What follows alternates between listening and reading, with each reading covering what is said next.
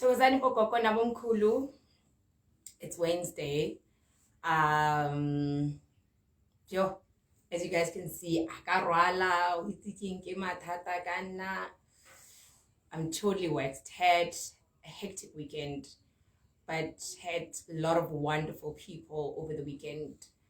All sorts of river cleansings, Israel. This weekend. Got to meet a lot of wonderful people, got great perspectives. Let me just cover up.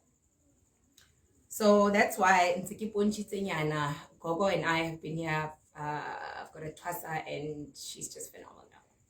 She's great. But we're having a very controversial topic and I've got Gogo's Bible, so I don't know where mine is. So let's read the scriptures. Amen. My son, do not go along with them. Do not set foot on their paths, for their feet rush into evil. They are swift to shed blood. How useless to spread a net where every bird can see it. These men lie in wait for their own blood. They ambush only themselves. Such are the paths of those who go after ill-gotten gain. It takes away the life of those who get it. Wow. What a beautiful scripture. And okay, I think this is Proverbs chapter 1, verses 13 to 19. I got the English Bible. Who would have thought? Who would have thought that Miss Schoa would struggle now to read an English Bible? Okay, let's read another one. The Spirit of the Sovereign God, Lord, is on me, because the Lord has anointed me to proclaim good news to the poor. He has sent me to bind up the brokenhearted, to proclaim freedom for the captives, and release from darkness for the prisoners, to proclaim the year of the Lord's favor and the day of vengeance of our God, to comfort all who mourn and provide for those who grieve in Zion, to bestow on them a crown of beauty instead of ashes, the oil of joy instead of mourning, and a garment of praise instead of a spirit of despair. Amen. All right. Ararapeling. Jesu Kriste matla ohle wena khanya lefatshe wena re bulela ditsela.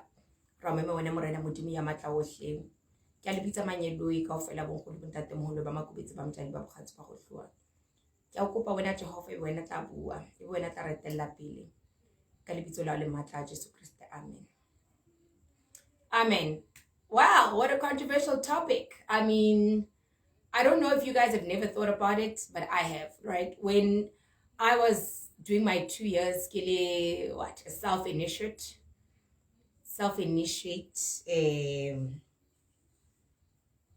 I could say initiate being guided, because I can't really call myself a self-initiate, I was being guided by Dimo, but there were people helping me.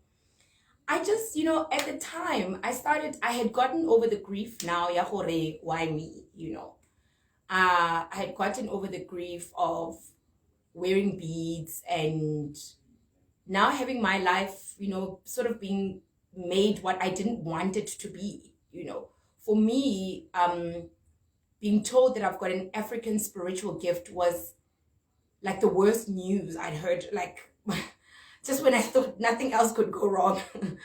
And I remember crying for a good 2 to 3 weeks every night. I couldn't take it. It was such an emotional, and it was just an emotional overload. I mean, I remember the first time going to the shop, to like the local shop, my spa sakas Monique Profit, that thing. I remember going there wearing beads, and I felt so much like I don't belong there. I didn't even know what to say to anyone, people were asking me, I didn't even know how to respond to that. My friends had gotten an initial picture, so I just sent them a picture. I get to call it self-initiate means I had a gobela, things didn't work out, and then Badimo said, They're going to train me themselves. And they got to give me a lot of wisdom for the 2 years. I think I always talk about that. Am I not clear now? I always talk about that. What I had 2 years, and even I didn't know what was being done with me. Even I didn't know. Look. So, but anyway, back to like the background story now. And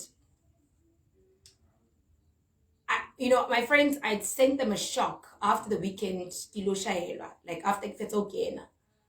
I hadn't told them about it before, so I didn't even prepare them because there was no time. And my friends were just completely shocked, and they were actually wailing. Hey, no, don't do this. So I had a 2 to 3 week, whatever, it was a nightmare.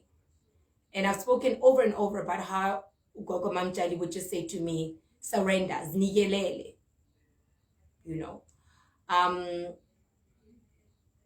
and I remember hearing a song within that 2 weeks that my Baba had sent me back then. The name of the song, Kinyamezela. And I remember just listening to that song and crying. Literally, I was just crying. Nyamezela, for the first time, it was like hearing Gabukudi, hearing Horiakula, and that's basically what the lyrics of the song say. It's a Xhosa song. Kuthena bantwana bekula. Ndonyamezela. I couldn't take those words. It was just so bad. I couldn't. I felt it was something that I couldn't do. But okay, months later now, I'm walking about ke profeta batho mo strateng. I don't know if it's misbehavior. I mean, my ShopRite checkers, ke khupula dlozi, ke tsamkhuba, hola di yo ko ShopRite. It was rough. I think the people by Northam, those who have gotten to experience me, were like, we don't know what is happening with this girl.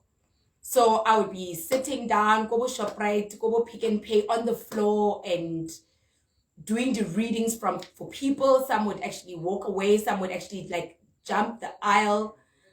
Some of them I would run behind them because I had a message for them. It was just bad. But that was not the point. Months later, I started now to look into, okay, I was in the footprints of our ancestors. Suddenly, I just started to see Amabai and spiritual people everywhere.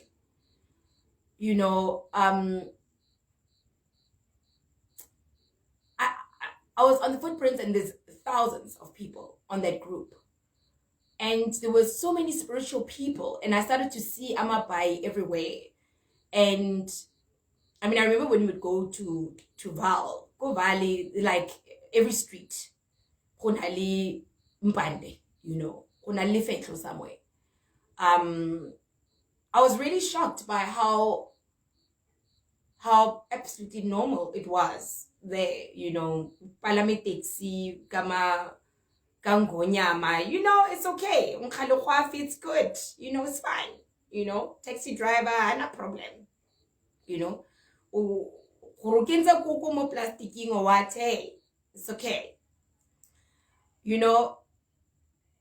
and then I started to ask myself this question, looking around, why now? It was not a question directed yet at other people. It was a question directed at my ancestors. Why now? Why? I mean, Kiduti all these years, nothing's coming together. Nothing has been coming together. Kiduti 10 years, I couldn't even get a proper job. Right? I always worked the weirdest jobs. My first real job was 40 kilometers from my house and I was getting paid 5,000 Rand, right? And 2,500 Rand was going towards petrol. So I was working for nothing, basically. And I was in the wildlife industry. So that was my first job. My second job was project manager, but it was a fancy title, no money, no money at all. But my second job in Ilipitira, because like I've always said, my husband always nakwana profit. His tunya was functional. So my great grandmother said I must go visit her, go and then she'll give me a job, So you know, when I was twisting, now I'm asking, what twisting but not, you know. Kiababuta, why now? You know, and why me? And why so many people? Why so many people? Why is everybody spiritual? You know, my sisters, they used to laugh about that. When are you think everybody's spiritual? You know, and you know, I remember my sister saying to me, you know, since you and this whole Mabai story, you know, everyone's doing it. You know, every second person kingaka now. What's the big deal? You know, it also translated into my readings, right? I just started to feel like I'm lying because everybody who would come to my house, readings go room, by the way. So for a good 2 years, if you come to my house, room, and you chill outside, and then kilata museme warona from my bedroom, from my msamo, and komsamo I'll light and paper first and talk to my people. Guys, like, I don't know if I can do this. Because nobody, I mean, Libadimu, I never had a formal graduation. So there was no way that now anyone would say to me, now you're ready. But because I had started wearing beads, right? And Badimu, now people already see me carry beads. So people were coming to my house, and you can't turn people away. Or you know, so people were coming still to my house. Get reading my room. Get my TV, right? And then I thought, okay, why is it that every person that I read, I see some type of spiritual gift? You know, why is it like that? You know, your job problems are just because you need to go look up, and then that's it. You know, for that first year, it was always spiritual seeming people coming. Because most of them would be like me. They would come to my house, and I would be the one breaking the sad news for their spiritual. And they would cry it out in front of me now, and I tell them they're going to be okay. And they've never had any real evidence of a spiritual gift, but after coming to see me, then they go and the dreams start popping up, right? So I also got to a place now where I started to think, am I sort of imparting the spirit of spiritual? Am I like giving batubungaka now? I couldn't get it, right? Because people would say, no, I'm not spiritual. No. And I'm like, you are spiritual. They're like, no, I'm not spiritual. And then a few months down the line, they come back, or a few weeks down the line, you're right, I'm spiritual. I got the dreams. So I started not knowing now, is my saying that they are spiritual what makes them spiritual, or am I really seeing the same thing? And why do I only see spiritual people? Okay, so much so, even they only check for spirituality, by the way. I realize now that it's my niche. It's what I do. I'm very good at gift identification. It's what I do. Like, you know, it's what I do. I could see a spiritual person a mile away, and you know what this gift is about and how it's affecting them is what I do. So kind of but my question, why are we all suddenly spiritual? I mean, if we are, let's say, go Valseta or Mona, if there's 4 ngakas, like in my street right now, across the street, right? We're like 2 houses away. If you're not lingaka mole and my friend Udulang Mona as well was the first person that I saw that she's spiritual. Had she taken her gift at that time, she was going to be ngaka, right? If retreat dingaka, and by the way, these are dingakas that I know. Hona dingaka that have been here before us, right? Honale ntatomu Mona, very good. He's been here, he's been ngaka yamo, ntatomu swati, been ngaka yamo for long, right? Recently, hotile prophet.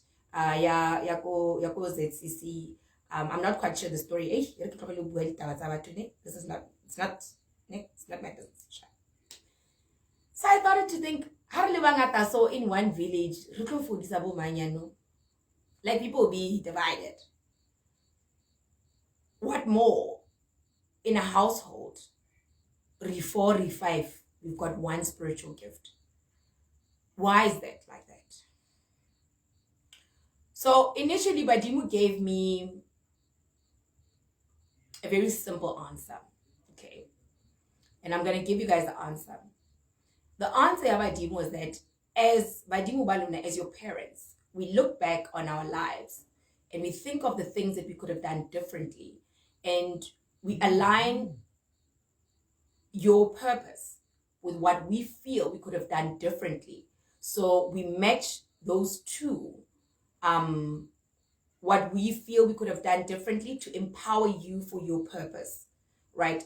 So that simple answer was that is why like I 10 in one house and you're all spiritual. The purpose, each person's life purpose is not the same. And the reflections of the different Badimu, because now you must remember, your Badimu is not just your mother and your father, or even your mother's parents. It's the aunts, it's the uncles, it's the who, it's the great-grandparents. You know, Badimu are a panel, a big panel. So the answer that they gave me then was, you know, any one of us can choose to do, you know, whatever work in alignment with you. Mainly because we've got issues that we need to sort out. That was the initial explanation. And then I kept reading like on spiritual groups where people would say, oh, okay, Badimu, you know, you need to free them. That's why you are spiritual. You're freeing them from this bondage that they're in. They never got to take their gift. So you are giving them the gift. You are taking the gift on their behalf. And in so doing, then they can go and rest. That is also a truthful answer, by the way. It's actually one of the scenarios. And we are here to align our reflections on you. So my understanding previously was that, okay, so Badimu gave us a gift for them, kind of. That was the understanding I got. You know, you're doing this for us because, you know, the things we could take the gift, so yeah, doing it for us. Okay, chap, I was good with that. I was still not happy, though. Life I guess I'd be Reiki for 10 years, so I could do something for them. They could have just told me that, you know.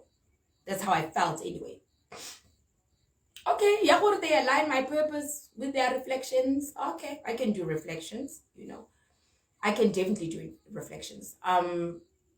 So I was comfortable with that answer for 4 years. And then 2019, end of December, there's a spiritual group that I belong to. And that group, that's where I profit. They were like my online spa. I can profit spa, the physical one. So one in the online spa. So when I could profit, you know. And I remember somebody asked for a prophecy on that group end of 2019. And I don't know why I was so oblivious to the news back then. I think it's because for 2 years. So I was away from the world. As I told you guys, I went to mainland Mall 2 weeks back, Sunday, you know. I've generally stayed home because generally it's not related to do anything, right? And generally because I've got kids, I had kids and I had to take care of them for all these years. So that year, I gave a prophecy and I'm only reflecting on it now because Mlozi actually gave me like the understanding of that prophecy. The 31st, 2019, they asked for a prophecy and I say to them, it's very funny because I feel like this coming year, people are going to die. I just see a pool, a sea of blood. I'll never forget even the vision. I'm seeing it as I'm talking about it. Okay. And I remember, you know, somebody saying, hey, are you serious? And I was like, yeah, I just see a pool of people going to die. And I said, but Badimu are saying to me that this pool of people, this hordes of people, apocalypse of people that are going to die is only so that the universe can purge and reinvent itself.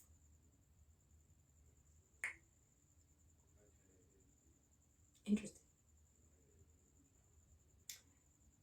It's so interesting that at that same time, when I was showing this prophecy, I was busy setting up my salon, Rustenburg. So I don't know what made this prophecy feel arm's length for me, because at that time, rumors of the COVID were actually around Wuhan and in Ediboa already. And I don't know why I didn't piece that pandemic with this hordes of people that are going to die, right? So there I soldiered on, believing now that I'm completely untouchable, totally protected, okay? This is my prophecy. Lerata's been working, Gogo's been working independent of everything. I am at an arm's length. Look, I'm doing me now, Globula Salon, right? And just when I opened my salon, obviously following one year, 2020, was now the beginning of me really realizing that this is not a prophecy only for other people. It was a prophecy that was going to affect me, right? I only started to realize slowly that I was setting myself up for failure, because I'd invested over 100,000 at a time when a lot of people were going to die, to start a business. Okay. So what does this have to do?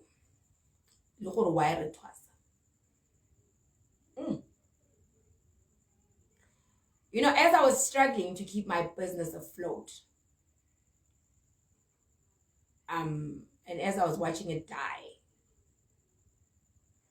I was not looking at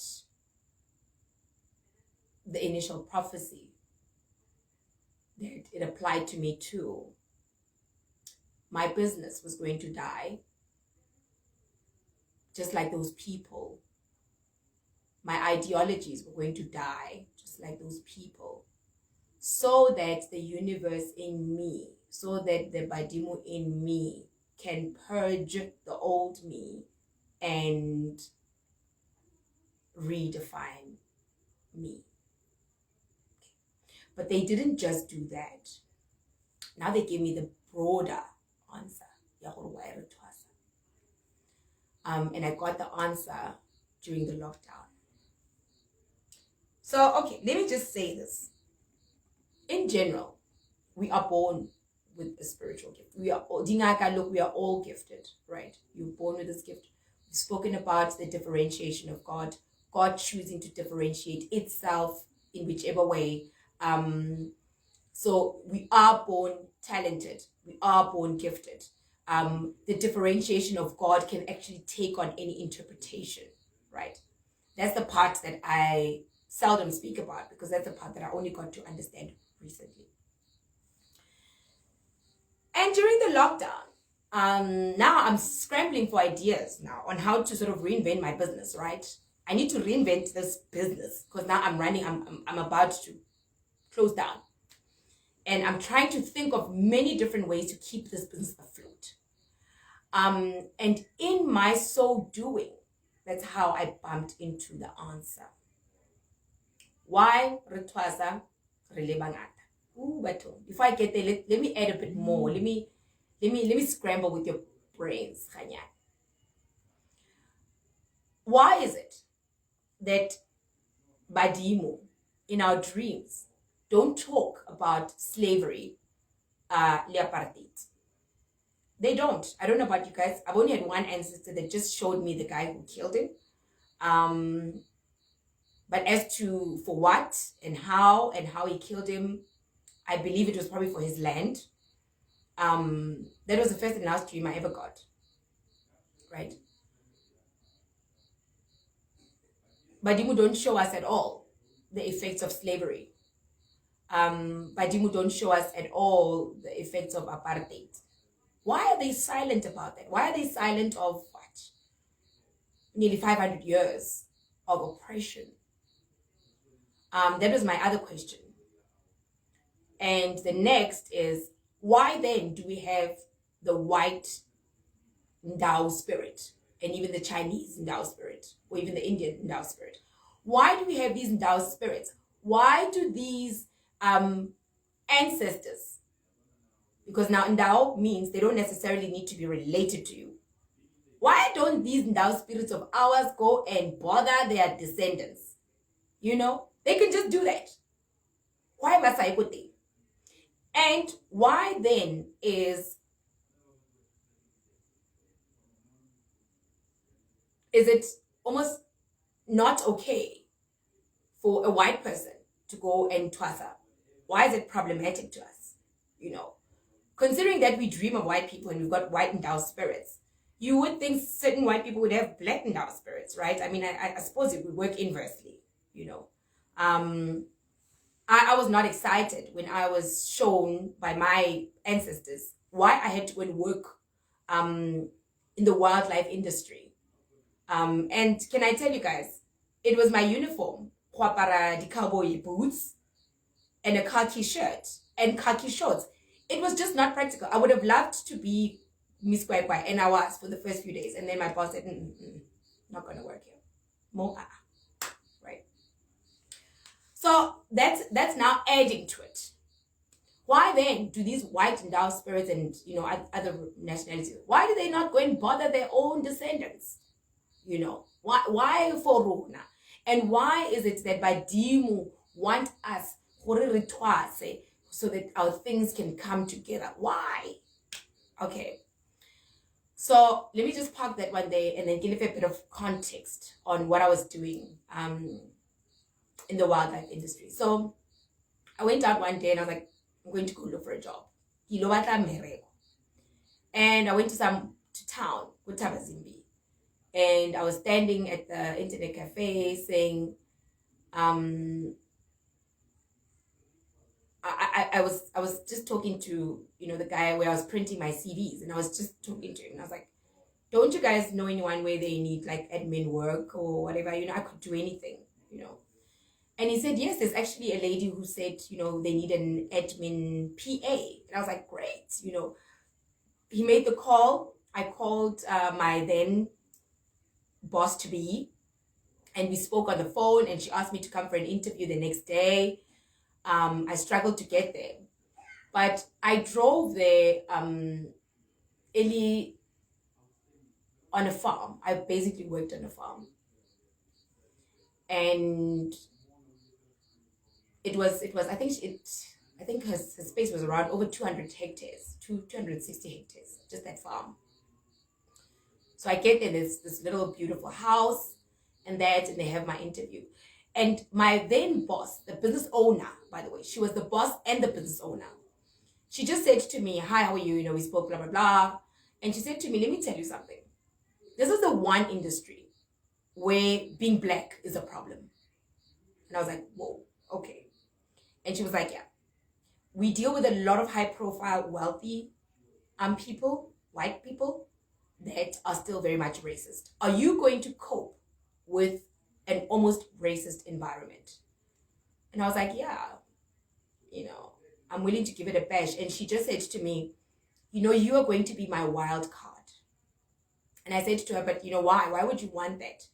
And she said, if looking at the number of emerging farmers, the number of clients that we've got buying wildlife, you know, also I remember at the time she was telling me about our president now, Cyril Ramaphosa, saying that, you know, they've kind of indirectly done business with him, selling him wildlife. And I was like, I was shocked. I didn't know that, you know. I didn't know he had like a farm here somewhere. And she said to me, I feel it's time that you guys, you then should be part of this industry, because people now who are the spenders are the black people. And I was like, okay, so you're front. But no, you're not a front. You are admin PA, so you're going to be in the background. However, I am going to expose you to a very prejudicial industry. And are you good? And I was like, yeah. So I agreed to do it. And I thought she was joking. She wasn't. So let me tell you guys what I saw, right? So we would organize permits. So to have a particular type of animal, wildlife, you need a certain amount of space, land. You need to have a certain amount of land, all right?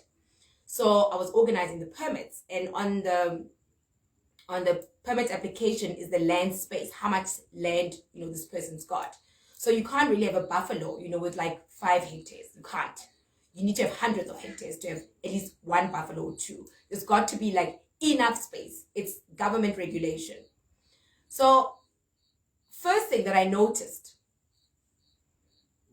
was that the people buying wildlife were mostly under 30, owned land of at least 150 hectares, and were purchasing wildlife. And I mean, look, at the time to buy, I think a giraffe was, I think it was 16,000, right? And buying a giraffe was the cheapest, by the way. The giraffe was probably one of the cheapest animals at the time. You do get your sable antelopes, your wildebeest, and those go from like hundreds of thousands, right? Hundreds of thousands for one animal. And I think it's at some point a blue wildebeest was like, I think it was almost 200,000 at the time. So that's what I started to realize. Okay, firstly, younger people have got great access to land. And they're buying animals, right? So they're actually trading with each other on animals and having auctions and having big spaces and building their homes, right? So our office was not was not some fancy commercial building. It was a house, a farmhouse. And what was the kitchen units there was a table made of bricks with cement put over them, and that paint epolichiwang. So the table, our office table, in epolichiwa, right? Cement. That was a kitchen unit. And simple whatever, right? And we would have whatever. We'd have sometimes weekend, parties and stuff, whatever. Have weekend parties. But what I started to realize that, like I'm saying, with the younger people making money in that, I also got to study now how this woman was making so much money. Okay. This woman, we would actually have contracts, with buyers to be, to sort of take the animals at particular times, and would arrange for the transport. There was no intricate system, right? There was no intricate computer system. We literally had a big blackboard with dates that we would write, and what animals going where from where. That's it. We were an office of 4 people running a business, yet turnover of 50 million.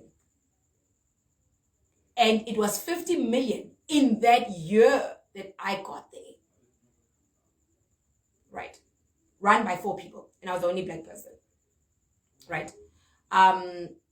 Jenny, I mean, she was brilliant, right? She would tell you, I mean, she couldn't even properly speak English. That's not that. She didn't have time. She didn't have time for that. Right. But all of her things were set up. And I remember one time saying to her,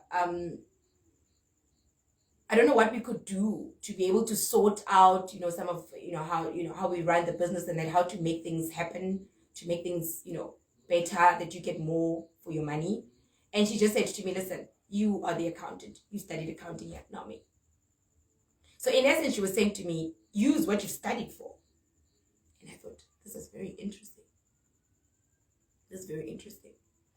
The work ethic in that office building, I can never compare to any other place I have ever worked in. Okay, I've only worked for 2 people. But the work ethic in that office, you're about to pay 4, right? I can never compare.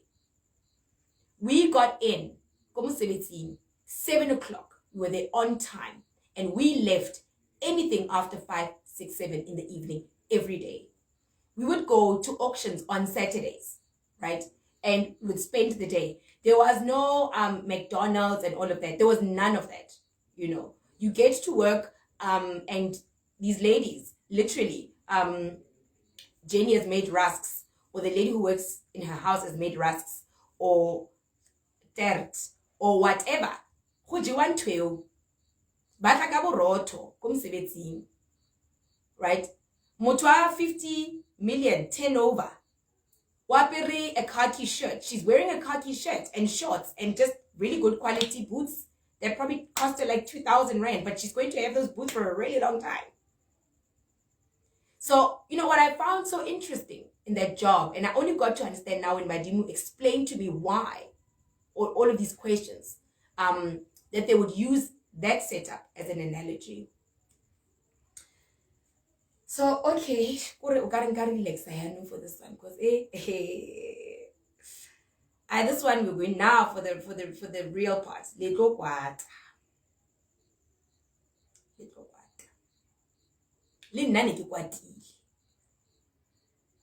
Right. And how easy money is to make. But more so, look at why could I have never thought of something like that? I always thought to myself, you know, I was like, I'm so brilliant. Why could I never have thought of something like that? Why? But the real reason why Ukutwasa really bangata is this. And the real reason why I think Badimu don't speak about slavery is this. We are still enslaved. This one is painful to hear, but we are still enslaved. And I'm going to give you guys examples of where and how this happens in everyday life. We are so enslaved, we have even taken upon a slavery mentality and applied it to our African spirituality. We have taken a slavery mentality and applied it to our African spirituality. Okay, what does that mean? Because now we are saying, okay, fine, you know, Bible is a master's book, the colonizer's book. Okay, fine. Why then does some of our Badimu say use it? Right? Why then why? Is it because Badimu, do they want us now to fear the colonizers still? I mean, what's the message here? Why are our African ancestors not stopping the white or the colonizer and our spirits? You know, why are they not stopping them? And I thought to myself, this is very, very, very interesting. Now we're having all of these nationalities coming even into our spirituality, but it doesn't look like that's an issue. The problem is the mentality. It's our mentality. We're enslaved. We are enslaved. For interest sakes, I did this research. The first Chinese people that came to South Africa did not come now recently. The first Chinese people arrived as fugitives.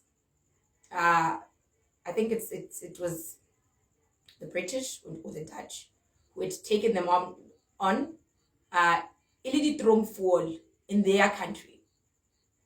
And they came here to they were meant to be farmers in the Cape Colony. After the 1652s, they were meant to be the farmers. So they were brought in ili mabanditi, and they were meant to be colonizers here, right? But apparently it was not more than 50, more than 100. But they ended up being the police, the basic police system during, the initial colonizers coming was actually implemented by them. Most of the punishments that, the colonizers would impose on our people were executed by them. The punishments were executed by them. And because obviously these guys are fugitives, taken away from their country, for misdemeanor, now they come here, guess what? With their anger, they don't know this barbaric nation, and now apparently we're barbarians. So whatever punishment they would execute it almost cruelly. What is cruel? Cruel is getting a beating, not just on your back and your body, to a point that your back slash is open. But I actually read this in a history book. I was so shocked, okay, that they would, for some, you'd literally have people being dismantled, pulled in two separate directions. Got that bad. All right. So why do I say we're still enslaved? Firstly, we are still the number one consumers in the planet. Africans are the number one consumers in the planet.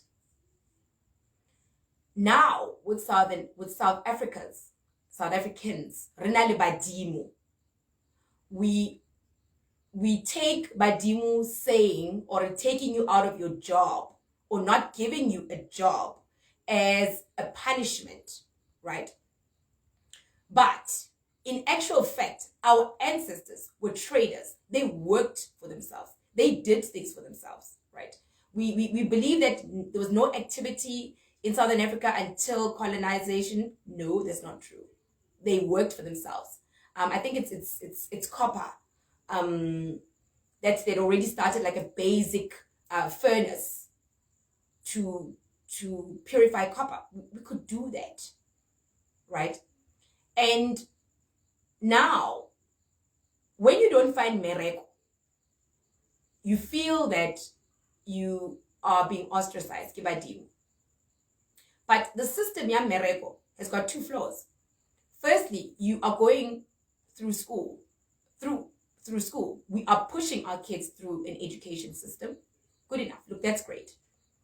And when our children don't perform in a particular way, we scold them, right? So we are forcing our children, harming them emotionally, spiritually, to align with this system that may not necessarily be in line with their life work or their purpose. I get it. There needs to be some kind of, framework. I get it. So we go through the system, and the system teaches you that if you can get 80-90%, then you are an intelligent child. But that's a problem. Right? Because now there is an issue of your life's work, your life's purpose. What is it about? Right? So, okay, fine. Let's say you are not the intelligent child and you're just Madota score, you go through school. So already life has given you, the system has given you a reason to feel like a failure. Before also you anyway. And then you make your application to university, right? If your parents can afford it. Go to university or not. If they don't accept you because your marks are not great, guess what? There you go. You're excluded again. Then you can go to college, right? And even though we don't say it, colleges are like the lower version of good education. How if you go? Look, I'm all for going to varsity. I went to varsity. I'm all for going to varsity. We should go to varsity, right? But then you are finished, go varsity. The average year, tuition in varsity, just tuition, is around, let's say, 30,000-40,000 rand tuition, right? And your parents still need to pay for where you live and all of that. And then you're done, and then you go and work, where you will probably get less than that. Look, I studied a lot, and when I got paid 5,000 rand, my first job.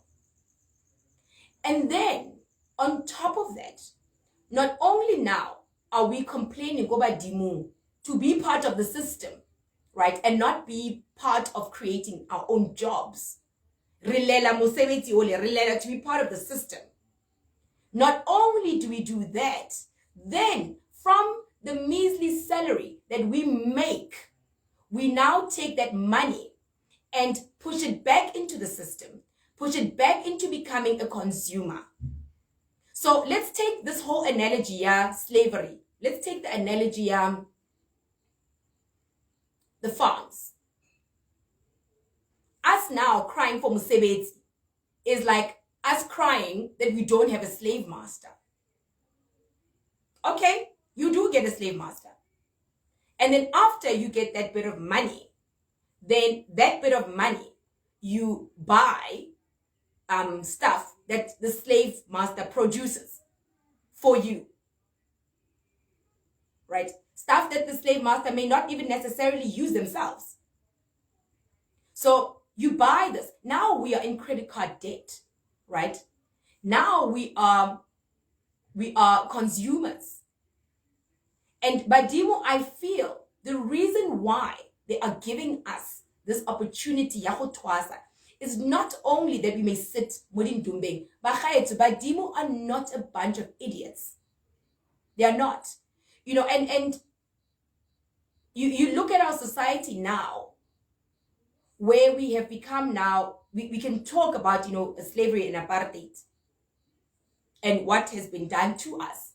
So, anyone born post-94, which are the people who are having a lot of problems right now, right? Or let's say anyone post-80s. What is our problem, Khonan? Why are we dependent on drugs? Why are we dependent on drugs? It's the system. It's a system that it's this perpetual slavery, right? That we are still that is entrenched in us. So it's good and well to say, our ancestors don't need the Bible. Fair enough. But the slave master has used the Bible to continue to live a life that will sustain him and their future descendants. We don't even use that very same Bible if we say that we are religious to continue to perpetuate a system that could bring life to our children. Yes, I know that there are things like slavery mentality. I'm going to teach about William Lynch's letter on how to create a slave. It's hectic, right? It's hectic because it's happening. And I think that's why Badimo are not interested in talking about slavery. They're not interested in that. Because to talk to us and show us what they have been through is not helping us for us to understand the severity of slavery and how much our ancestors have lost. No, it's not irritating that thing. Instead, it has become something that we use to complain. Why then do we have problems like drug addictions? Why are we having those problems right now? Why is it qualification versus, you know, the master who puts a pub there, right? Rona, every street has got a pub or a good taverning. We are prone to alcoholic, less interested in maybe even studying, going to religion to ask a God to save us. And then more, obviously we need alcohol to continue now to cope with our lives because we are in debt, right? And this job now that we have been wanting so much, right? It'll push into a direction now, you know, at the end of the day, we're starting to feel like, hey, I can't make it. So Baji will say, okay, this system of yours is depressing y'all. And I will just share something very interesting with you guys. My grandmother is 84. She's been a nurse, I don't know for how long. She says since 19 years old. How is it possible that my grandmother at 84 years old has managed to achieve more at a time when society was less kind to her? How did she manage to do it when I'm struggling so much? You know why? We are enslaved. How are we enslaved? We go to school, we feel we Emma at the corner of a taxi rank, like I had to, like I also felt is beneath us. And I'll give you guys the stats. There's a guy called Rustenbeck. Apparently, he makes 4 or 5 loads of pap and meat every day and makes a turnover of around 6,000 rand a day doing pap and meat. If that is not a Badimu business, I don't know what is. And even with myself, for that one week and a half that I sold pap and meat, I saw a turnover 1,000 rand every day. In 7 days, I made 7,000 rand, right? Tax free. I made my money to scratch to start my salon business again. I lost the business because I began by going out, renting out a property. So I took a slavery mentality and wanted to start a business with it. Rent a property so much money, it has so much rent, right? Starting out a business, in actual fact, making the product the cheapest should have been my best option. So actually, my salon should have really begun in somebody's backyard, or it should have really begun in a really small space where I could just renovate it, give it some life, make it look beautiful, make it look nice, right? And then see how I can make my money. What I also found was my salon was beautiful because at the time my feeling was Black people should get used to, and that's why, because it was close ranking, Black people should get used to walking into a salon and paying their 120 rand in a decent space, and not this filth that we see people barona. But guess what? That worked against me. Because Black people, we want the filth. The filth tells us it's cheap. So people would pass my salon. And at some point, I remember he gave me to short pen, Manala 150. Because Manala was 150. We charged what every other dingy salon charged.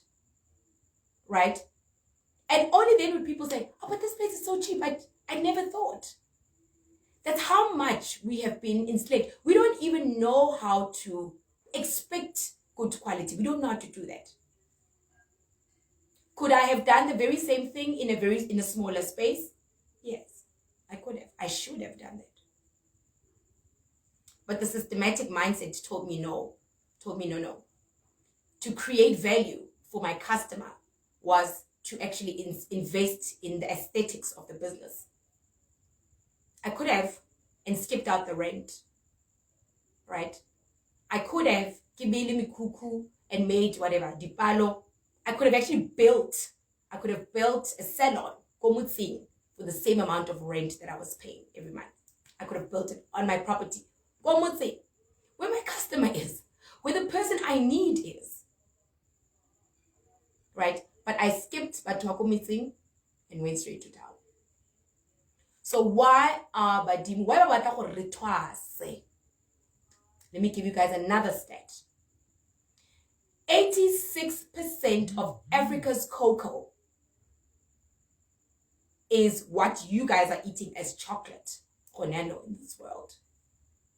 Chocolate is 80%, 86% from Africa. So whilst I was busy fumbling, taking a little stress, got locked out. That was started an cocoa import business, right? And I read up a bit on some people who are chocolatiers here in South Africa.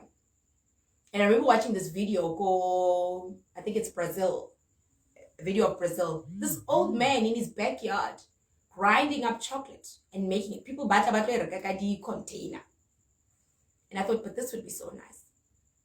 So I Googled. I went on Facebook, joined groups for cocoa. Can I tell you, go in any of those groups, I was so shocked that the farmers who make this cocoa, they don't get anything more than 5% of the revenue being made from chocolate in the world. 5%. 5%. Now, if you were a Badimu, Bako Ghana, would you not be jumping up and down? People have cited that it's maybe because we don't know, or Cameroon, Ghana doesn't know how to convert their cocoa to chocolate, but actually not. Cocoa to chocolate conversion as a science. They basically grind it up. And they roast it, remove the peels, grind it up. Ahoda science more.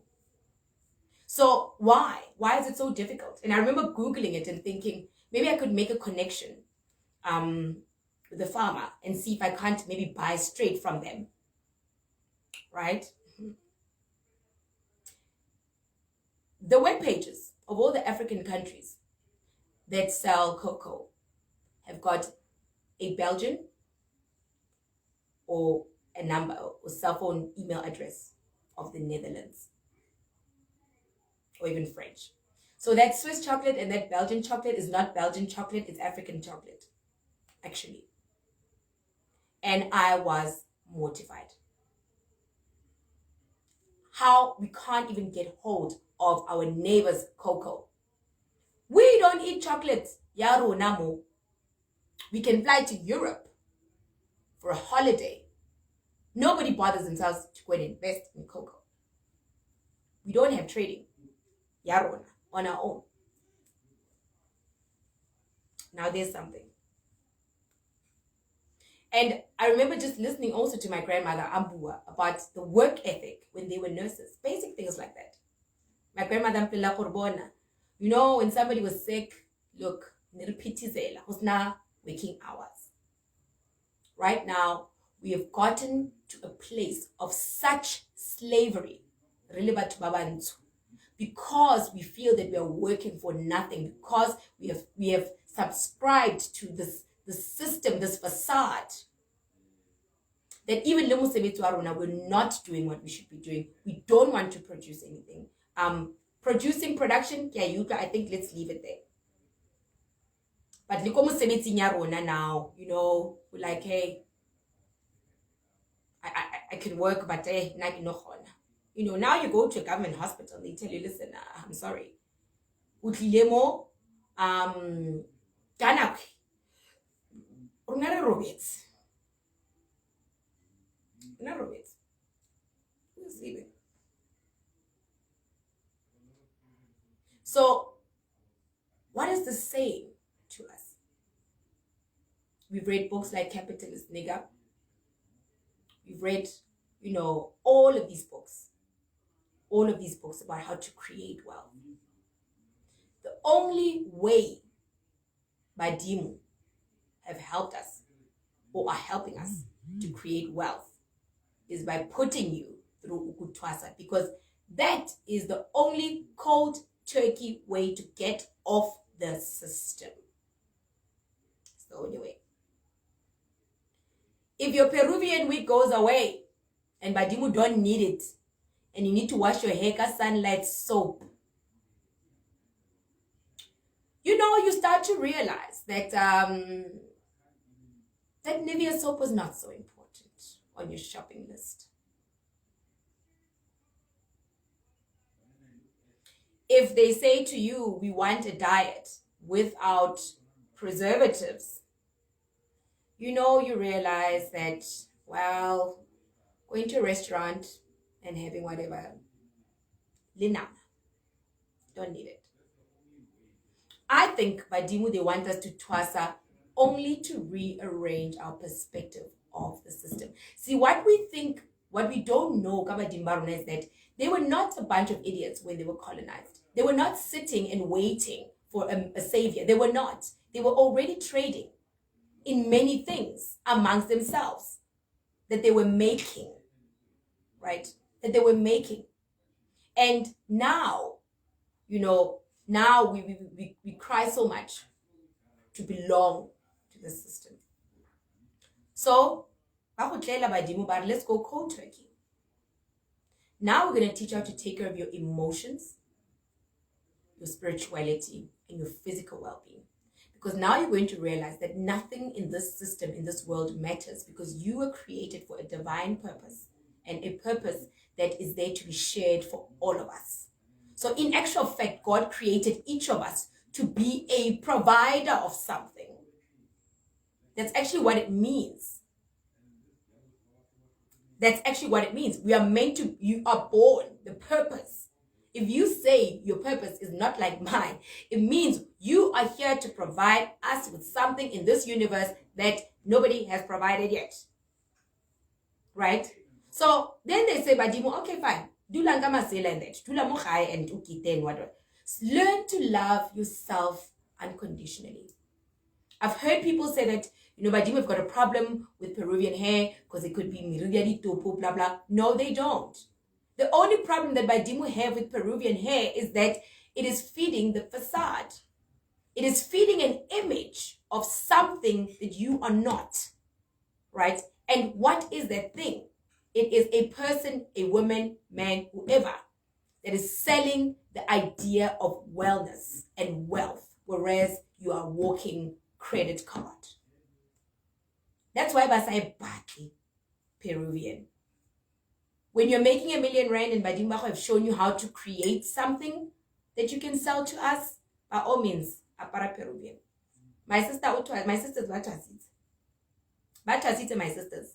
I've never heard Kukaruna complain Peruvian. There's no such thing. Uguti Dlozi doesn't know Peruvian. I've heard people say Amadlozi abayazi mali. That is the most derogatory statement to make. Also a slavery mentality. And Baholo, I want to just say this, and I know it's going to sound controversial, but the way we even run Amapehlo Etu shows us that we don't understand what Idlozi is about. You will have umsebenzi wako, you're going in Ukutwasa. Come your graduation, we spend a weekend, a poverty-stricken community, a poverty-stricken nation. We spend the weekend, Rita Wabujwala, by 10,000. I about 10,000. I remember when my first Twasa, when I said to her 10,000, this was what, 2 years ago. My Dozy said to me, do you have 10,000? I was like, yo, you're not okay, but 3, 3,000. Not that there's anything wrong, Kadi celebration, right?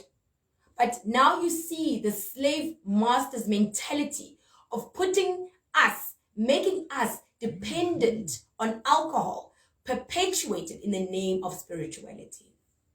That's the real reason why Madhozi Amang, they rather say Samuel's prophet. Because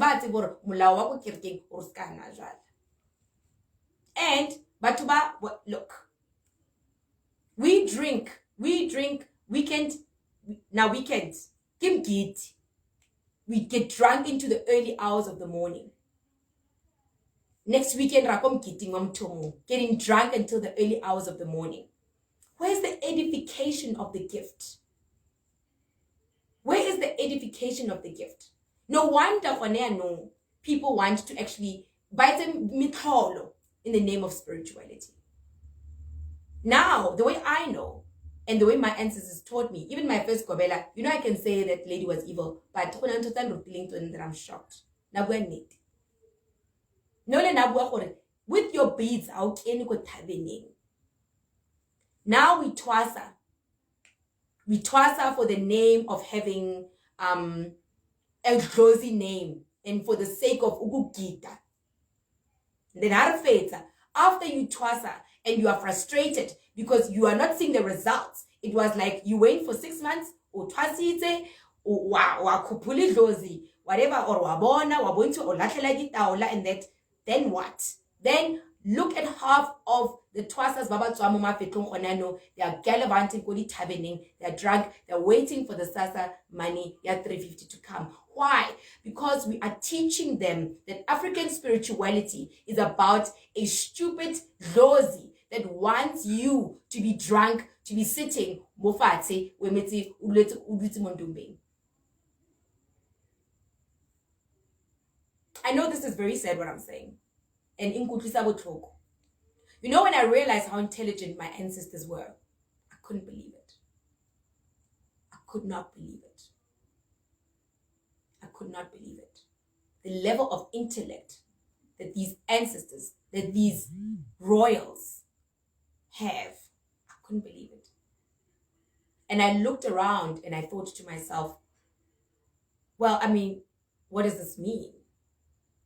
And Badimu said to me, so to give you guys inspiration. Ukutwasa's inspiration. Find yourself Utasa Vaseline without the makeup, without the facade, so that in your poverty state, you can see and identify certain gaps within the system that you can fulfill. If that gap is making soap, make the soap. If that gap is making Miriana, make Miriana. If that gap is keeping your muti in mayonnaise jars because you are recycling and selling it to us in mayonnaise jars that have been repainted. Do that. Right? We like to say so much that time is money. It is. And Badimu also think that time is money. You can either acquire money or you can acquire wisdom over time. That's it. Those are the only two ways to create wealth. Wisdom is the only way you can create wealth. But it's through your time. So on the other side, I see people now, Twasas will say, why should I clean my Kobela's house? Let me tell you why you should be cleaning your Kobela's house. Right? And this was a very painful lesson for me to learn. Let me tell you why. My ancestors lived today. You must know somebody has just left. You need to clean your Kobela's house because you had never imagined the time that you are idling to be worth something. So let me say it like this. Rona Africans, our elders were communists, right? If you don't have a way to bring some kind of income or dijomuntung or nubereka or ofer ofana kamatsoho. So if you are not working in the system right now and providing money for the family, right? Whether you're at home twassing or not, right? If you've got a spiritual gift and you don't work, right? That means the time that you have got, you should be using it to clean up your mother's house. That's your way. Papa, because you're a grown man or a grown woman. If you've got a child and your parents are taking care of your kids, before you can run below Twasa at Kobela's house, clean your parents' house. Take care of them. Because time is money. Right? If you are now taking care of your parents or of your elders' home, now you're actually saying to them, I'm ready to go out. You're getting the body used to doing something. Right? And what you're also doing is that now you are indirectly making savings. Money is because, if you don't do the job, then mama's got to get somebody to help her wash it. But we're not there. And I was fine. I was fine. But mama abite muthu wako ntle because we're not bad team. Because you've got big dreams to be a whatever, a chef, to be whatever. How do you get there when you cannot realize that your time is money? But do you believe in time is money? You want to make things happen? Spend your time doing something. Spend your time utilizing it. In this 2 years, I had no one teaching me anything. During my cleaning jigeles in this house, and unfortunately or fortunately for me, in the 10 years as well, I had OCD. That's where I think the beginning of my gift began, was sort of realized. I was not aware. But every time to this day, before I get clean, or before I make an offering, every time I spring clean, I ask questions as I clean and they answer me. My time is valuable. Bartering, you're correct. Bartering. You don't know how to do that. Every time now, I'm saying my time is my money. So I can be physically busy with something and then to say, give me wisdom. They'll exchange because now they know I'm working. I'm doing something for them. And before we could want to get the spirituality, to get the Rosi Eli Kupugayo, your ancestors don't care whether you eat Ukutwasa or not. I'm sure of it. There hasn't been any scientific proof of the benefit of Ukutwasa. There hasn't been any scientific proof. Not even scientific. Ask it about science. Because Ukutwasa also banili proof amongst us reading right? But in as much as there is enough proof of that, we are willing to leave our homes, to use our money. We know bujwala is toxic. And in actual fact, but we have become slaves to that level. And it's just so sad that we have applied a slave's mentality. Let us go out from now on. I'm saying this, Bokoko, to sort of answer the many people who say, if you go what is my purpose? I used to think to myself, I mean, there's so many famous healers. I really don't see, I never really saw myself healing, like doing teachings. I just didn't. Right? And they showed me my market. They showed me what I could do. But it's not the only thing I can do. I've got to do other things. However, they got to show me and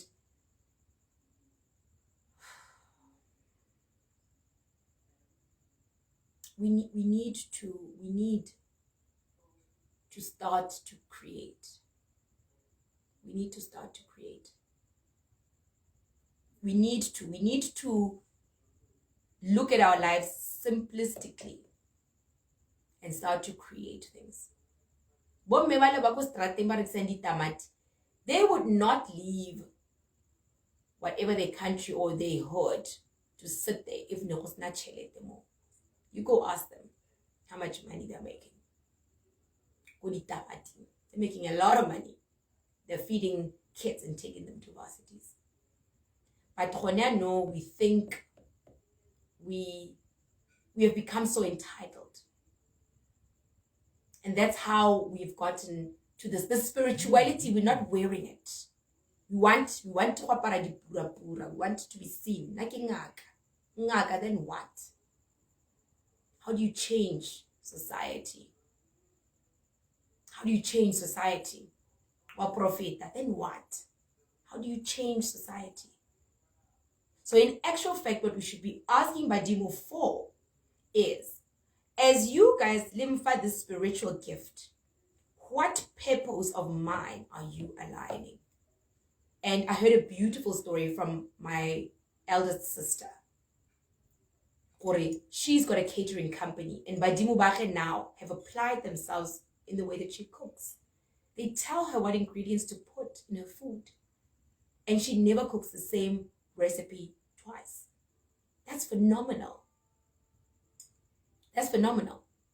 She's generating her livelihood from catering. So maybe we should go and start to look at it. It's staggering. It's staggering. The money educating, but we are chasing this spirituality that makes us to be el rato, maybe makes us to be in everybody's face, because that is the ego of the broken inner man that says, I want to be that. I want to kita. There's nothing wrong with kita. Please don't get me wrong. Kita. So if your ancestors wanted, go for it. Right? Whatever it is that your ancestors want, they know. But bukudi, babadimu, or bukudi within you is actually a misalignment between you and the system. My mom was saying, my grandmother was saying to me, she was laughing. Well, we look at you girls now. You guys are pathetic. I was like, that's hardcore. And she says to me, my grandmother says, the way we worked, our ethic was crazy. And I just want to leave you guys with a very sad thought. Sad but true. It's just an observation I've made. Most of us, our moms, they've died, from alcoholism. A lot of unfortunate things have happened. A lot of things. But I want you to think about it. These were also the very same people that come the class of 76 when their parents were working comfortably under apartheid. Most people who came from class of 76, doesn't matter how old they were, they could have been 16 or 12 or 6. Most people that came from that era right, that came from that era. They suffered so much because, let's call it idlozi labo, allowed them to be radical. Idlozi labo needed them to be radical so that they can get things done for us. And unfortunately, they paid a great price because at that time, to be able to stand out, whether as a group or as an individual, to say, I will not be treated this way, it did require some level of alcoholism and numbing of a lot of fears. So, you know what? Our moms live up, those 76 people, most of them, they've paid the price. They never got to have this wonderful lifestyle and that. And those are the people who should have had it. If you were 16 at 70, the year 76, 86, you were 26, 96, you were 36, 2006, you were 46, 2016, you were 56. So you'd be 1656. You'd be, I think, 61. So those people, kind of will. Bone, I suppose, maybe banalele back. But we have greatly even disappointed their efforts. And if likashe bahante the trend, those people normally, they are also our Ndao spirits. Because they never got the opportunity to be who we could be today. Those people, that's why. They never got the opportunity to be who they could be. I mean, my mother would tell me, and I mean, my mother died, she never worked. At some point, they were moving guns. They were moving guns during that time. They were making all sorts of great sacrifices. And in the end, because of the lifestyle, in the end, she died an alcoholic, murdered. That was a time for violence. That was an era of violence, so that there could be serious changes. But today, we are an era of drug addictions. And it's just so, so sad. It's just so sad. And I will say this in closing as well. When you look at even the drugs that we are consuming, the Black nation, it's not even the drugs that you get in the West. Well, it's the thing, you know. Drugs, because they are pure. They take drugs, go to work. But you look at Nyaupe, would probably be 1 or 2% pure opium, and the rest is toxins. So, Badimo are stepping in because we are so enslaved and we are dead. And Bokoko na Bomkulu, I ask that as we create these altars, these ndumbas, in the name of Badimu, that we serve them justice and we don't make our ancestors look like a bunch of idiots. And we don't make them look like a bunch of idiots. Ara kautseng mabai, odi tavening. And Bokobela, let's look at solutions. Let's look at the real reason, you know. Bokoko na Bomkulu as well. I know that you'll be going there because you are emotionally stranded. You are psychologically and spiritually hungry, right? But I want each and every one of you to remember this. The moment you go for a reading, the most important question is not who your lead Dlozi is, but what the purpose of your gift is about. What the purpose of your gift is about. And if the person you go for a reading for says the purpose of your gift is for you to start to create some type of social responsibility program, that's where the real twisting begins. Get to that. Get to that. And skip out the fifth. Skip it out. right? I'm not saying risk ra celebrate that. I mean, look, not. But let's get to the real work. Let's get to the real work, right? I'm gonna speak on feminism next week and spirituality. Yeah, I've got some interesting thoughts on that. I hope to remember. But I will say, Hori, we must remember our ways as Africans are not ways that deprive anybody of anything. Our ways are ways that are meant to flourish you and society. And if you think about it, those are one of the basic components of running a business. Basic components of running a business is entrepreneurship. Pooling of resources, natural resources. So Badimu bring us back to the basic components of entrepreneurship. We're going to talk about feminism next week. It's going to be very interesting. I'm going to tie it in with part of today's teaching. And let's go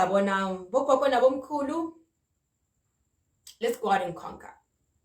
Right? Let's not believe in a Jesus who will save your sins, but let's also not believe in a Lozi that's going to change your life whilst you continue to remain the same.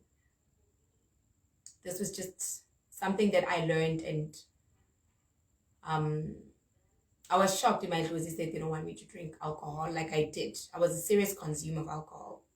And then I looked back and realized how much money I was spending. And I was like, Okay. And I said in closing, but I'm going to say this finally. If each of us, from, let's say, a salary 10,000 Rand a month, right? If each of us from a salary 10,000 Rand were to get maybe a stand, let's say, Komutsing, because stands are Komutsing cheap, right? We don't want to be there. And if each of us could buy ourselves a fruit tree every month, because fruit trees are not expensive, I did go whole and stuff. So you would have 12 fruit trees, let's call it that, 12 fruit trees in a year. Let's give them 2 to 3 years, but next year you'll be having another 12, and the year after. In 5 years, how many fruit trees would you be having? You'd be having a lot. And you would literally be able to start your own passive income business. What's mates? What's feeling those trees mates? Maybe working the land here and there. Now, if we could all do that, would it not then constitute why we want the land? Rebata the land, but rebata right, yeah. But the moment we get it, some of us want to give it back in exchange for money. If we could buy a fruit tree, from his farm, or how many tomatoes does he make? You're not going to be shocked. If we could have a similar thing, a small tree in your yard, fruit trees, in 5 years' time, and start to sell the perekis or whatever the fruit that you want to sell at the right season. So, wealth is not so difficult. It's not so difficult. And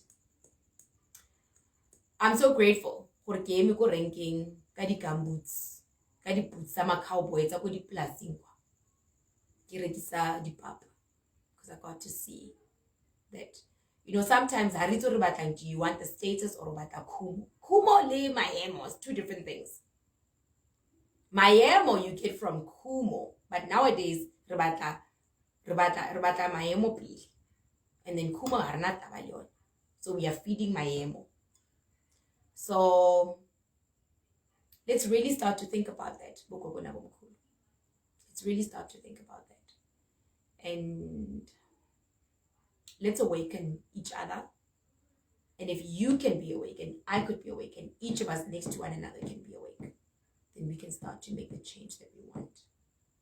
So, have a great Wednesday. I'm sure it's really over an hour. It feels like over an hour.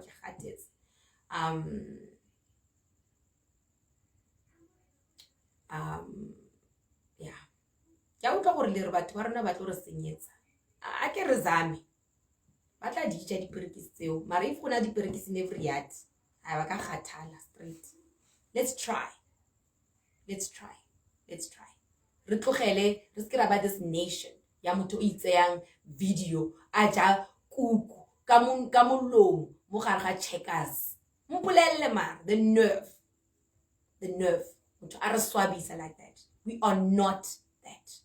And our ancestors are not that. We are not barbarians. We are not.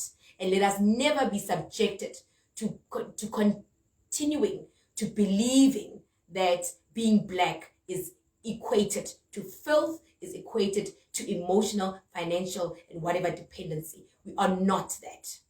Right? Let us start to have the whatever. Go and cleanse our places. Right? And burn it. We are not a filthy people. Right? So, have a great night.